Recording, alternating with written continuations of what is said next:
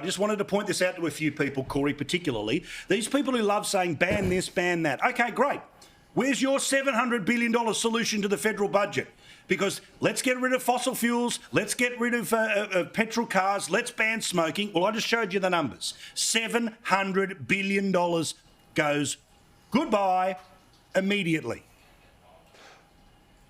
Paul, you're exactly right, but what people are talking about is that somehow we're going to be able to tax our way into a balanced budget and repaying the $1 trillion in debt. That's not going to happen. The only way out of it is to inflate our way out of it, which is, is theft of basically people's prosperity.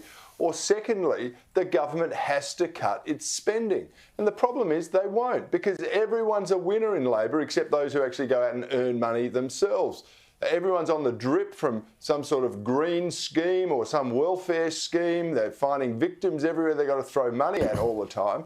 And the one thing they won't do is actually take the axe or the scissors to some of the government's spending decisions. What you talked about green energy, just for 1 second. $1 trillion for Australia. The Bank of America says it's going to cost $150 trillion. That's more money than the whole GDP of the world now, which is about $94 trillion, to get net zero by 2050. And only if we open more mines in the Congo to get the special minerals there, which are all mined by child slave labour, as we know. We've got to have more lithium projects. We've got to have solar cells coming out every part of our body, and they're, of course, polluting in the environment when they reach their use-by date. This is mission impossible. It is futile, it is stupid, and it is going to send us all broke. And I can't believe the lunatics have all signed up to it, Paul. Well, this is it. This is the consequence of the vibe, the action-reaction. Sorry to be fixated on it, but I am. But, James, also, what about... This is push polling in the Herald today, right? Where apparently everyone believes we should cut spending. What are the options? The health system, the NDIS, the aged care or defence. Oh, let's cut on defence spending. Well, OK, that's not even half of the amount of money that is raised by all of those taxes that I talked about before. But the single biggest area to cut in the budget is the single biggest... It is like 2 to 1 on any and everything else, and it's welfare, but not $1. Now, that goes, of course, from the age pension through to the family tax benefit to the versions of the baby bonus and everything else in between. But that's what our federal government does. Twice as much as anything else is give money to people.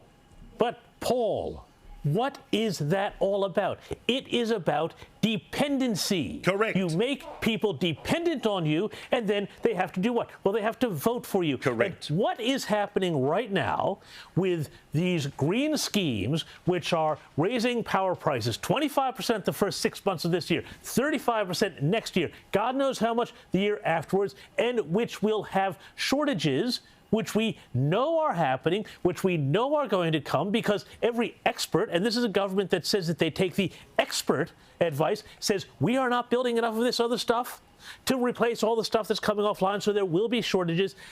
What does this represent? This represents an impoverishment of Australia. It represents an impoverishment of the middle class. It represents the destruction of manufacturing jobs and everything that requires electricity to power it. For all of their talk about electrifying the economy, that's a nonsense, because actually it's de-electrifying the economy is what this is doing. And what do you do then? Well, you create more people being dependent. That is how it works. That is what's going on. And I mean, I just cannot believe that we are going down this road. People have to do stupid things sometimes in history. We are doing it right now, and that's all there is to say.